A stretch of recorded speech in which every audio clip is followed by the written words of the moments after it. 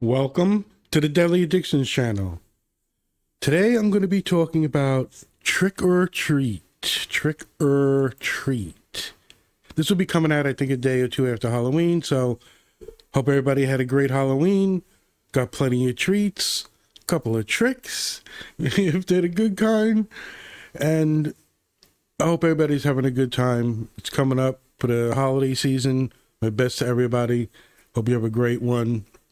But it's the Halloween season, watching all my horror movies, and I thought I'd say Happy Halloween and talk about one of the movies that's become a classic staple, something I watch all the time for Halloween.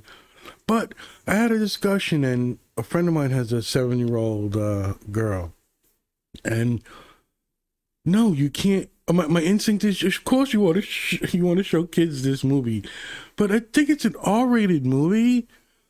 And it's one of those things like, yeah, it came out in 2007, but for me, it just kindles that childhood spirit. I get a kick out of the premise and some of the gore and stuff, but I can imagine, like, as a 7-year-old, so what is the right thing? I think, do you go by ratings and say, all right, a kid has to be, what, 13, 12, 13 years old to watch this? Because I want to let everybody watch this. I don't care how old, how young. Guess that might make me a bad parent. But I love Trick or Treat. It's let's see, it's directed by Michael Dougherty, who I don't know much of, and I couldn't say, oh, I know him from this or that. But Lightning in a Bottle, this was a unique, almost perfect movie for what it's trying to do. It's obviously themed on Halloween. You've got creepy, you've got a little scary, gory, funny. I think it's actually on Wiki, it's called like a comedy horror. You've got some great actors in here, character actors. I mean, the one that stands out to me is Anna Paquin, Noah from True Blood. And, yeah, I mean, I'll name another one, Dylan Baker, great character actor. Brian Cox, of course. But again, it comes out in 2007. I'm old by then. I mean, born in 71. Fell in love with this movie. It's something you got to watch every Halloween season. And I'm surprised it's actually like 90-minute movie. Holy shit. And it tells different stories with a somewhat overarching story done well. Like, I really like Tales from the Crypt, and this movie puts a little bit of the comic book, themes in there, and just the feeling of Halloween. Almost no movie does it better in the sense of, oh, we're going to make a movie about Halloween, but, this is the scary stuff that goes mixed in with some human stuff, and it's strictly about Halloween and the terrors, and it's just an amazing movie to put together. However, I can see people saying, well, oh, I think it's called like a non-linear narrative. There'll be characters intermingled, they'll meet each other throughout the movie, but you might go, oh, wait, isn't this person injured or dead here? And you gotta, it's the way it's trying to tell its story. I enjoy it, I love it, but, if I'm going to put my critic hat on and say, oh, it's such a perfect movie, music, score, atmosphere, the cinematography, the real creepiness factor into some of the comedy in there. You can critique it and like, oh, but, I don't have to do equations to figure out. This is not one of those, but okay, so it's not really following a direct linear path and showing you one thing that leads to another. But in the Halloween season, this is one of the staples that has to be the one you watch. I totally recommend it. And its premise is really, okay, we have an overarching story. We might have the principal, as I describe it, the Halloween school bus massacre, Little Red Riding Hood. I think it's called like the surprise party. The little boy demon, Sam, I guess. Now, I would say when you're dealing with like some of the characters, and the kids are amazing in this, you've got kid actors, you know, running the show. It is pretty hefty feat. I mean, and you're doing a horror, an R-rated horror. So again, my brain's like, well, of course you can show your kid this movie. So you're traumatized for a little while, but it can get a little gory, a little bloody. And I think the whole movie takes place really on like one night, Halloween. But again, you're going from scene to scene. Couple comes home after a Halloween night of fun, which is interesting because again, if you don't like non-linear, when she puts out her jack-o'-lantern and I guess doesn't obey the rules, as they say, it's not fully stated in the movie, but you get the gist of demons and foul things have broken through.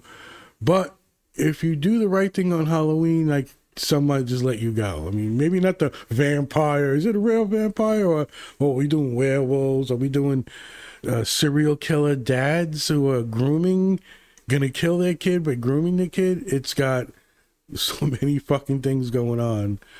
It's hard to keep. It can be hard to keep track of in that sense of, I want to watch it, have fun, but then again, if you bring a kid in there, I don't know what kid would be thinking.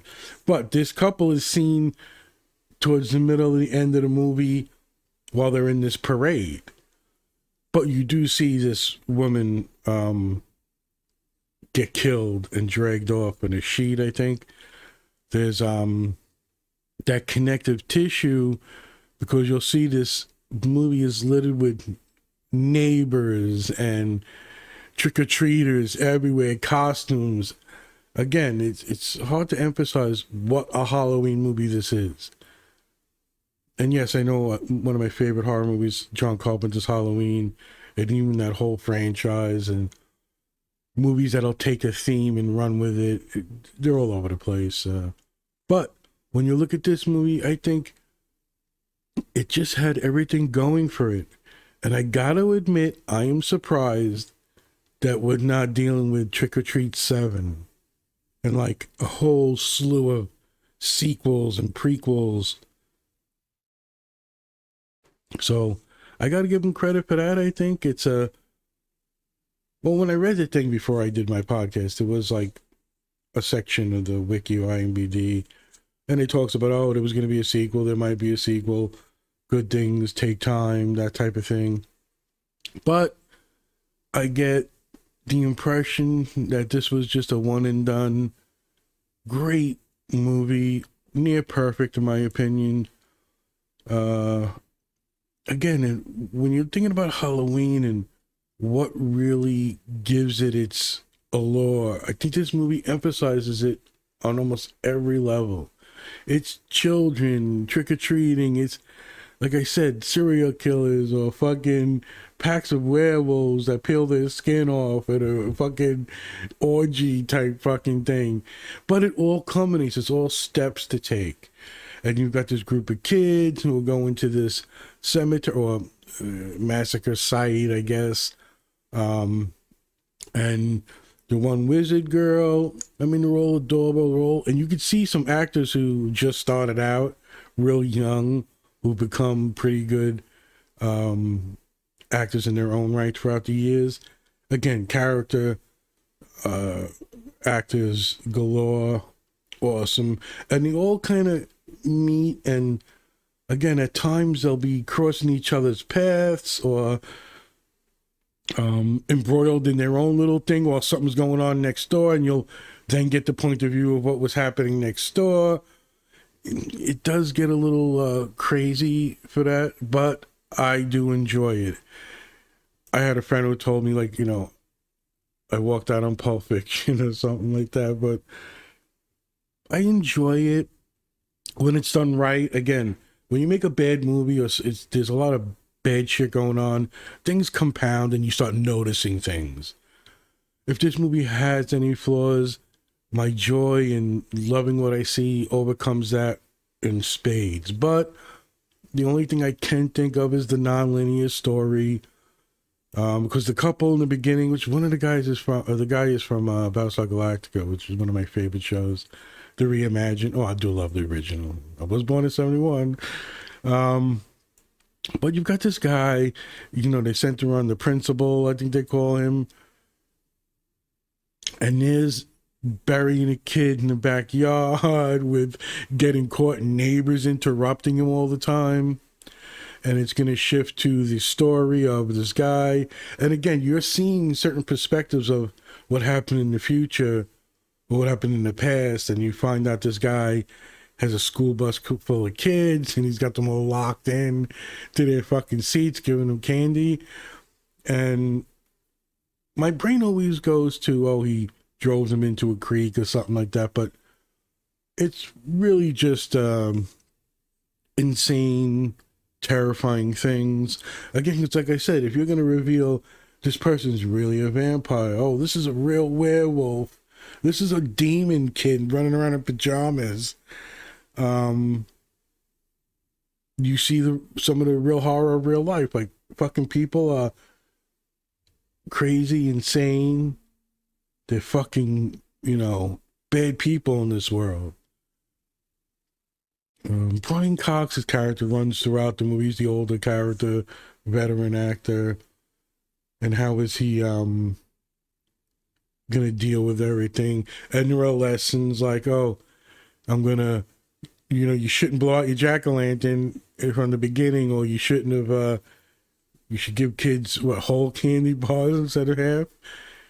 There's a beautiful charm to this movie that carries through, again, without some amazing kid actors, and I'm talking kid side actors. You're not getting the whole focus and saying, oh, I see dead things, and the movie's really focused on one amazing child actor. This is just the setting, the dressing, the side characters, the extras in the background. This is full-on trick-or-treat Halloween craziness. And if it goes into supernatural, into real life, it's blending them with a wit and charm that, again, like, yeah, I might call on the, Tales from the Crypt movies, but there's really nothing like this. And even when you have the memes and the jokes about, is Die Hard a Christmas movie? I guess it is, by the way. And yeah, if you have a fucking scene where someone puts a Christmas hat and a Christmas shirt on them and writes, ho, ho, ho, now I have a machine gun too, it's a Christmas movie. So enough with that. We can get rid of that. But when you think of Halloween movies, yeah, it's Michael Myers with the mask, and there's a little bit of the kid, the babysitting, and the trick-or-treaters, and the kid loses pumpkin and he runs into Michael. Or, no, that's right, the kids trip him up and he squashes his pumpkin, and one of the other kids runs into Michael. But again, it's like a Christmas movie that's about Christmas with Santa Claus and all that. This is a movie about Halloween, trick-or-treaters. What's that blurry line between reality and supernatural? Because I think when you mention in the Annals of Halloween, and I think it's the second movie where Dr. Loomis is like a Sam Hain. I brought him into a D&D world, and the focus point. I mean, you can do a bunch of things, and My Bloody Valentine's a movie, and you get it, prom night. This movie just does it so well. And again, you've got Anna Paquin playing character. I don't want to give anything away with the movie, but there's such good twists in it. Really affecting moments in this movie where it's done and they go for it fully. I can't believe it's like a 90, what is it? No, hold on. 82 minutes, I think it says. Cost 12 million, made 27. This movie should be making billions. Again, like The Thing, John Carpenter's The Thing, it might seem it's a bomb, it does shitty, it's got shitty critic reviews, but the audience fucking loves it, has come to appreciate it. I think that's this movie also. Trick or Treat is a beloved movie, in my opinion, a cult classic. And it's so modern in its storytelling, but has its roots in, again, telling a supernatural story. I'm a big fan of Tales from the Crypt, and even the comics that had the horror movies aspect angle. Big comic book collector I was, technically. So, again, and I think I've said on certain movies and stuff, my first love was reading horror books. My mom had a big, huge collection. Stephen King and Clive Barker. That's when I did the Hellraiser one. I think I talked about it. So it does tickle my fancy. It has a special place in my heart. But again, you're doing this right on every front. Kids, trick or treat, supernatural. Cuts a little scene. Is this a real vampire in the alleyway? Or is it kids playing trick or treat? Are these demons, zombies really coming after this little wizard girl? But it's revealed that it's their friends playing a trick on her, and until she gets hurt. But no, there really are demons. Is there? It's fucking awesome. And I'm talking about it in a weird way on purpose, because it is one of those movies I feel you're watching and you're in the mood. It's Halloween. Enjoy some tricks and treats. This movie will give it to you. I'm surprised again that in watching it recently and having it on, there's still this question in my mind, like, can you let a 7-year-old watch this movie? It's still something that's going on in my head. But, you know, as much as you love Anna Paquin, she's not going to be the focal point for much of the movie. You've really got the kids angle, Brian Cox, and just that theme of everything wrapping up with Sam, this little demon trick-or-treater kid. And it's really brutal at times. Can be somewhat bloody and gory, loud and in your face for a lot of the scenes that it's going for, and that's to be expected. Again, I don't want to give that much away, especially when I love a movie for its little tiny twist, or again, remember, it's a non-linear type story, so if you're not putting it all together, it should click at the end, you know, or towards the end, where some of these things were coming from, what was the actual motivation of some of these beings or kids. Is Anna Paquin's innocence meeting up what they call it the surprise party? Where does it lead? Is it even going to be a somewhat sectional love thing where she's got to, like, you know, de-virginize in a sense, but where does it go? How much fun is it getting there? And not a lot of real estate is put to it. I think if you go into maybe, you know, Brian Cox, and, you know, I guess you're going to have to go with the Dylan Baker, I guess. I think he, him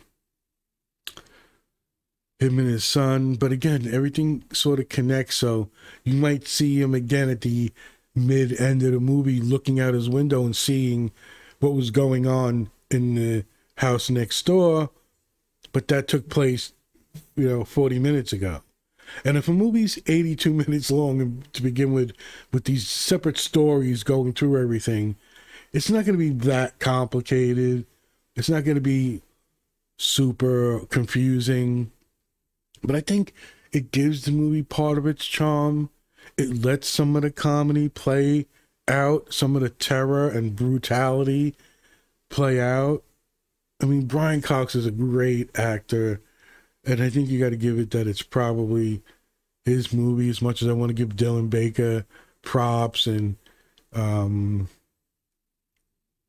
Paquin, because, you know, you just love her as in True Blood and as Rogue. And you're seeing these young actors, you know, somewhat come into their own, but dealing with insane shit. Again, I remember my heart going, wait, you motherfuckers just tortured this young girl who thinks she's a wizard, who's into this boy. You know, there's a little bit of that I like you thing in it, but it's wrapped in this terror bow. And it's like, yeah, you know, we're just terrorizing you or whatever. And it's, are they? But are they now the fucking food for this insane supernatural feast?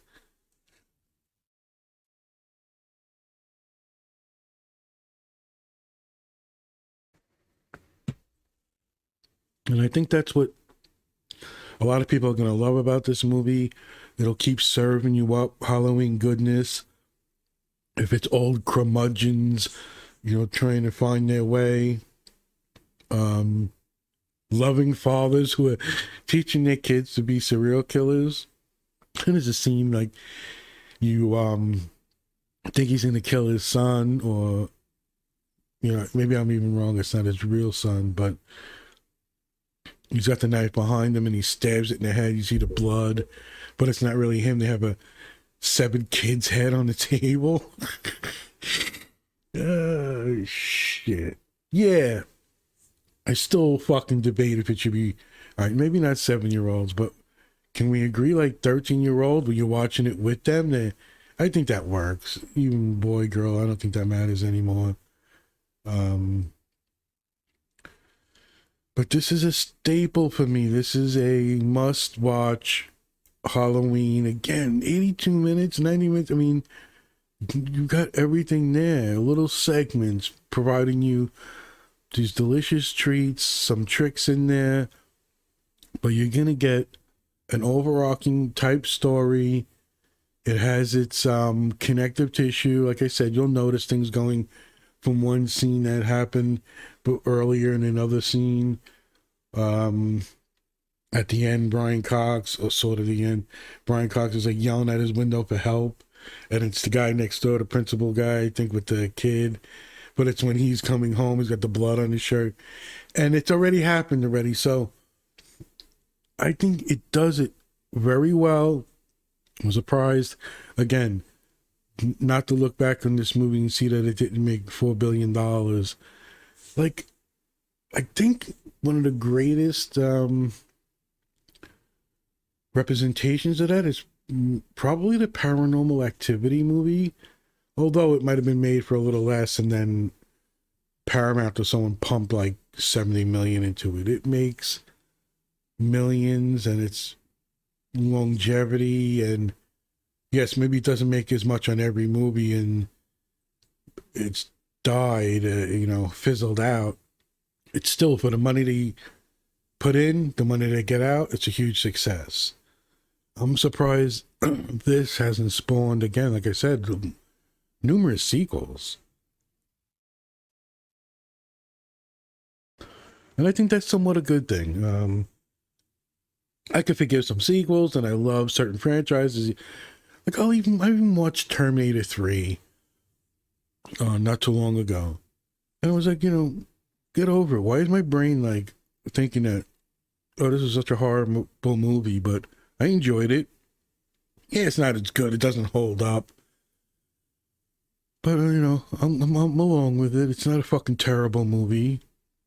Again, yeah, is it objective, subjective? What is fucking good? But I'm going to give this movie a must-watch recommendation. Halloween season. If you've never seen it, give it a shot. Again, it's 82 minutes. I keep saying 90 minutes in my head. It tells different stories. It features and focuses on different characters at different points. Some you might see a little bit here and there, and then at the end, towards the end, they're the focus. And you might see out their window something going on next door. But people fall in love with Sam, the little kid in the pajamas with the, you know, I don't know what to give away about it, but his mask is ripped off at one point, I believe. What is he made of? What is he? Is he really a kid? Is it a demon who's, you know, got through the cracks on Halloween night? You'll see. It's got cute orange footy pajamas. And that's part of the charm again. But It is pretty brutal at times. It can be gory. It's got a sexual tension moments in there. So yes, the more I'm actually talking about it, the more, no. I don't think 7-year-olds should be watching it with you. But who knows? I'm not a parent. I'm not going to tell you what to do. But I don't know if they want to see fucking children's hands crawling on their own. Like they're fucking made of pumpkin shit. Like who knows? And serial killer fucking dads that love their kid, I guess. And that's where we're going to go with that angle. Trick or Treat, made in 2007, directed by Michael Dougherty. And such a great movie to me. Does make me wonder again, like, am I in that bias range where, it's so much fun for me that I overlook its flaws, but I try to be honest and say, if there's enough flaws for me, things compound and then you start noticing things. So I'm going to say it's near perfect for me for a Halloween movie, especially when you're telling what, I don't know if it's called anthology or, no, they're not separate technically, but non-linear story, focusing on different characters, lots of kid actors in this movie. So, I don't know. He directed, I think, Godzilla, King of the Monsters, Krampus. Okay, you see now? Krampus is another scary twist on.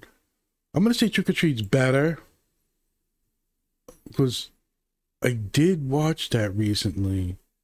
Or did I watch someone do a review of it or a recap?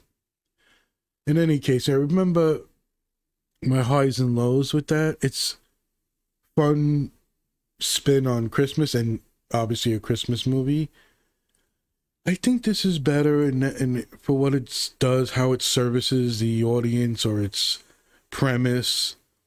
It's got some crazy shit going on. You can see from my thumbnail, which I added a fucking little animated GIF. There's Sam with the fucking trick or treat thing, and a little bit of the cast of characters around and the fiery glow. Again, this is not going to be a huge one story focused arc. It's going to have your attention split, divided, a little bit of what really happened, a little bit of what really is going on. Is this real? Are vampires real? Werewolves? Is this really a demon kid? Are the spirits from the kids who were killed on the bus? Getting revenge? And you'll see some of the cutscenes and stuff are like Tales from the Crypt. You'll see comic book adaptations or little screen bubbles. I think that works really well if that's something you're into. And again, you got so many little themes going on, and how you gonna make it all fit into this one spooky, great Halloween movie? I think they nailed it on like every front. You make this Scrooge guy give out candy, and I think you've probably done your job. Although he's wrapped up like a fucking, comic book a cartoon character with his arm and a wrist and like gauze around his head and forehead and his chin. It's pretty interesting. It's pretty funny. But another aspect and a different look on Halloween, what was really going on? It was this little kid giving out candy, and is it a real kid? Is it a real fucking candy bar? Is it laced with cyanide? Like, I think they used cyanide. It wasn't a razor blade in the mouth or whatever. And you're gonna see some of the little things connect here and there, and the little witch girls crossing the street as Anna Paquin's car is coming by, and Brian Cox is looking over, and this fucking Sam, creepy little boy, demon, trick-or-treater. The trappings, the color, the way it's filmed, it's just amazing in my opinion. And I think it's one of those movies that kind of ends where it began because you really didn't know what was going on. And warning, don't pull out the fucking jack-o'-lantern. Don't blow them out yet. I don't care if you hate Halloween. It's for the kids. Well, you learn your lesson. And you learn your fucking lesson about giving those shitty little candy bars out. You get full-size, candy bars out. Which is kind of fucked up because that's what I do. I mean, I've lived here for like 34 years, let's say. We haven't had trick-or-treaters come here in over 20. If you are out on Halloween, which I was, you'll see the avenues in Brooklyn, New York, are where people go. So they go into the storefronts, which I find really sad in a way.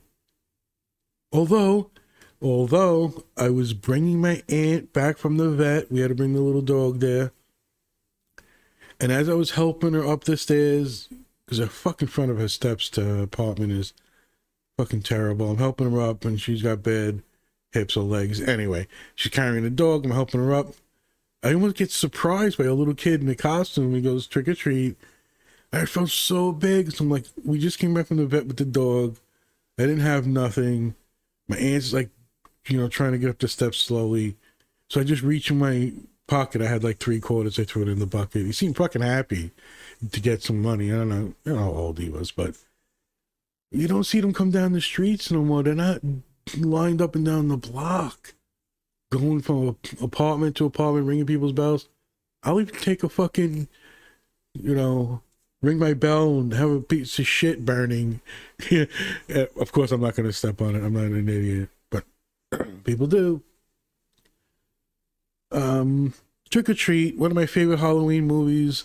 Watch it. It's just amazing, in my opinion, what they were able to accomplish.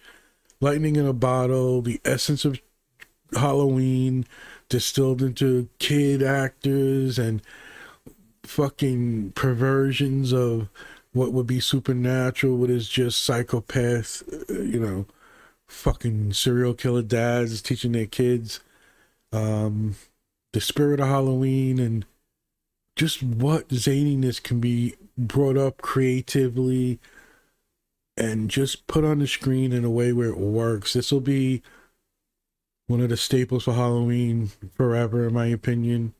It did it right when it mattered. And again, a little surprised, and we're now talking about Trick or Treat 7 and how many fucking spin-off movies about Sam and what was Anna Paquin's origin fucking movie. And what an amazing performance by Brian Cox. He kind of wraps up the movie at the end. And again, you'll see the end as part of the beginning with the stories and how it's connecting. I think it's near masterpiece, especially when it's just Halloween. It's not like, because fuck Citizen Kane, Rosebud. I mean, fuck off in that sense. But we're talking about Halloween, the feeling, the essence. If you love Halloween, you love what it's about. It's a special time of year for you. Trick or Treat will be a special movie for you, trust me. Again, there could be, gripes with nonlinear storytelling, and we're going to get into that, blah, blah, blah, blah. I've been talking for too long for just to say happy Halloween, everybody. Have a great season. We got Thanksgiving coming up, and then Christmas holidays. Oh, boy. But my best to you. Much love to everybody. Take care.